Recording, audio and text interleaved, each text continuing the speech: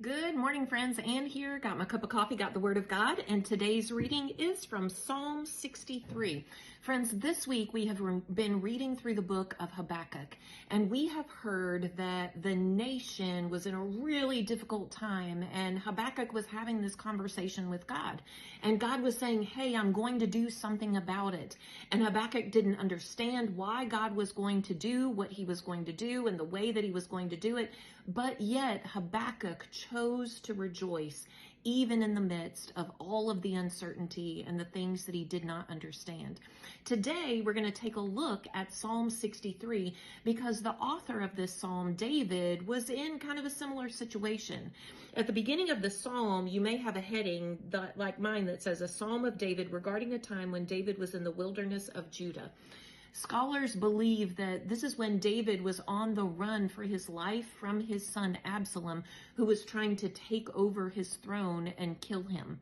And so David was in this situation that he thought, God, what is going on? And he's crying out to God, and he's in hiding in the wilderness, and he is not in the kingly place where he wants to be, right? And he writes this psalm. So let me read just the first couple of verses to you, and then let's see how this kind of ties us back into Habakkuk. He says this, O God, you are my God. I earnestly search for you. My soul thirsts for you. My whole body longs for you in this parched and weary land where there is no water. I have seen you in your sanctuary and gazed upon your power and glory. Your unfailing love is better than life itself. How I praise you. I will praise you as long as I live, lifting up my hands to you in prayer. You satisfy me more than the richest feast. I will praise you with songs of joy. Friends, David wrote this when he was in hiding in the wilderness, where he was afraid for his life. He didn't know who he could trust. Everything was going wrong. And yet, he says that his soul is searching and is thirsty and hungry for more of God. Friends, he chose to rejoice in the situation that he was in.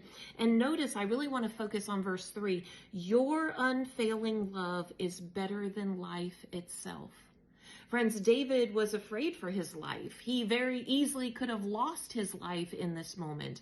But what he wanted not was protection of his life, not was safety for his life, but more of God. Because he knew that God's unfailing love was better than his life, was better than anything that he could have hoped for. And God's unfailing love was with him as much in the wilderness as it was in the palace.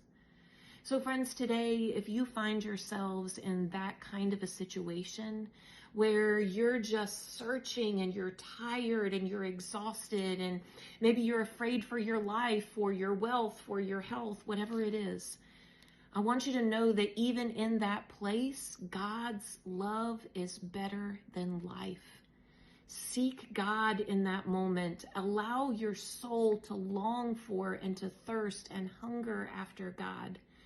Friends, because God's love is better than life. Have a good day.